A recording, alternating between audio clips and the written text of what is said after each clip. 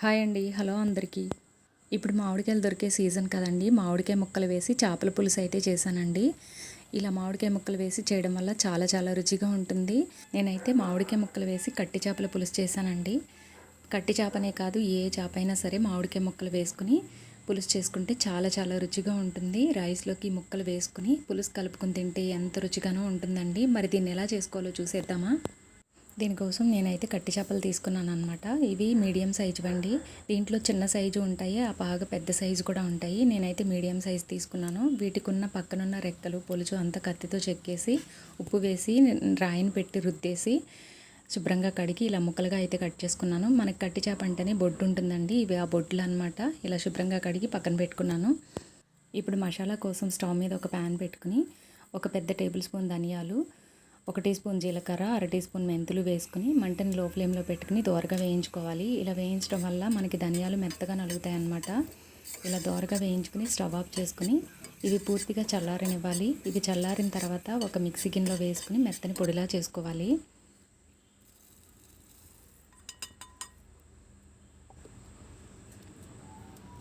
ఇలా మెత్తగా పొడి చేసుకున్న తర్వాత 1 ఇంచు అల్లం ముక్క, ఒక 10 వెల్లుల్లి రెబ్బలు వేసుకోవాలి. మనకి చేపల కూరలోకి వెల్లుల్లి రెబ్బలు ఎక్కువ వేసుకుంటేనే రుచిగా ఉంటుందండి. ఇది కూడా మెత్తగా మిక్సీ పట్టుకుని పక్కన పెట్టుకోవాలి. ఇప్పుడు కూర కోసం స్టవ్ మీద ఒక కడాయి పెట్టుకుని 3 టేబుల్ స్పూన్ల ఆయిల్ వేసుకుని ఆయిల్ హీట్ అయిన తర్వాత ఒక పెద్ద సైజు ఉల్లిపాయ ఇలా తురిమి వేసుకోవాలి. మీరు మిక్సీ అయినా పట్టేసుకోవచ్చు. నేనైతే గ్రేటర్తో తురిమాను అనమాట. ఇలా తురిమి వేసుకుని దీన్ని ఒక 2 నిమిషాల పాటు మగ్గించుకోవాలి. ఇలా మగ్గిన తర్వాత మనం మిక్సీ పట్టుకున్న అల్లం, వెల్లుల్లి, ధనియాలు, జీలకర్ర పేస్ట్ని కూడా వేసుకొని పచ్చివాసన పోయే వరకు మగ్గించుకోవాలి. ఇది మగ్గేలోపు కూరకి సరిపడా చింతపండు తీసుకుని ఒక బౌల్లో వేసుకుని వేడి నీళ్ళు వేసి నానబెట్టుకోవాలి. ఇలా వేడి నీళ్ళు వేయడం వల్ల చింతపండు గుజ్జు చక్కగా వస్తుంది, తొందరగా వస్తుంది. ఇలా ఉల్లిపాయ పేస్ట్ పచ్చివాసన పోయే వరకు మగ్గిన తర్వాత కొంచెం కరివేపాకు, పొడవుగా ఘాట్లు పెట్టుకున్న పచ్చిమిరపకాయలు ఒక 5-6 వేసుకొని వీటిని కూడా 1 నిమిషం పాటు మగ్గించుకోవాలి.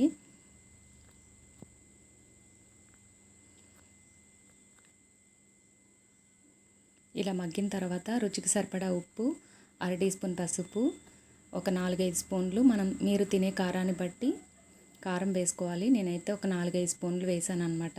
ఇలా కారం అంతా, ఉప్పు, మసాలా అంతా పట్టేలాగా కలుపుకుని కొంచెం నీళ్లు వేసుకుని దీన్ని పేస్ట్లా చేసుకోవాలి. ఎందుకంటే చేప ముక్కలకి చక్కగా పడుతుందన్నమాట. ఇలా పేస్ట్ లాగా కలుపుకుని మనం శుభ్రంగా కడిగి పెట్టుకున్న చేప ముక్కలను వేసుకుని ఉప్పు, కారం చేప ముక్కలకి పట్టించుకోవాలి. స్లోగా కలుపుకుంటూ 1 నిమిషం పాటు మగ్గించుకోవాలి. ఇలా మగ్గితే కూర రుచిగా ఉంటుంది. ఇలా మగ్గిన తర్వాత మనం చింతపండు నుంచి తీసుకున్న చింతపండు రసాన్ని వేసుకుని ఒక పెద్ద గ్లాస్ నీళ్లు వేసుకుంటే సరిపోతుందండి. ఎక్కువ వేయాల్సిన అవసరం ఉండదు. ఇలా బాగా కలిపి మూత పెట్టుకుని ఉడికించుకోవాలి. ఇప్పుడు ఇది ఉడికేలోపు ఒక మామిడికాయ తీసుకుని నేనైతే దీనిపైన ఉన్న తొక్కంతా తీసేస్తున్నాను అనమాట. తొక్కతో కూడా వేసుకోవచ్చు, తినడానికి బాగుంటుందని చెప్పి పైన తొక్కంతా తీసేస్తున్నాను అనమాట. ఇలా మొత్తం అంతా పీలంతా తీసేసుకున్న తర్వాత దీన్ని శుభ్రంగా కడిగి పొడవుగా ముక్కలుగా కట్ చేసుకోవాలి. మీరు గ్రేటర్తో తురుమైనా వేసుకోవచ్చు. మా ఇంట్లో ముక్కలు ఇష్టంగా తింటారు కాబట్టి మధ్య ముక్కలు రైస్లోని ఇలా కలుపుకుని తింటారు కాబట్టి నేను ముక్కలుగా వేస్తున్నానండి.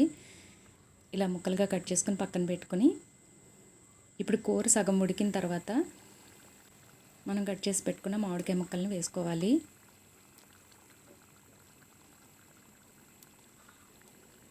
ఈ మామిడికాయ ముక్కలు వేసిన తర్వాత ఎక్కువసేపు ఉడకాల్సిన అవసరం ఉండదండి. ఒక 2 నిమిషాలు ఉడికితే సరిపోతుంది. మామిడికాయ మెత్తగానే ఉడికిపోతుంది.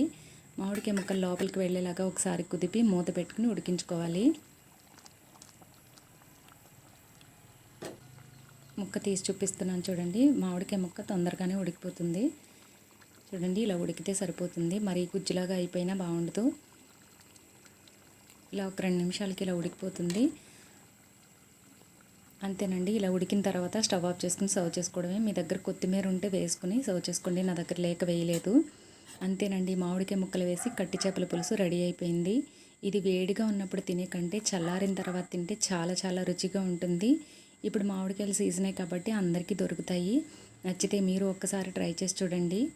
ఈ వీడియో ఎలా అనిపించిందో తప్పకుండా కామెంట్ చేయండి.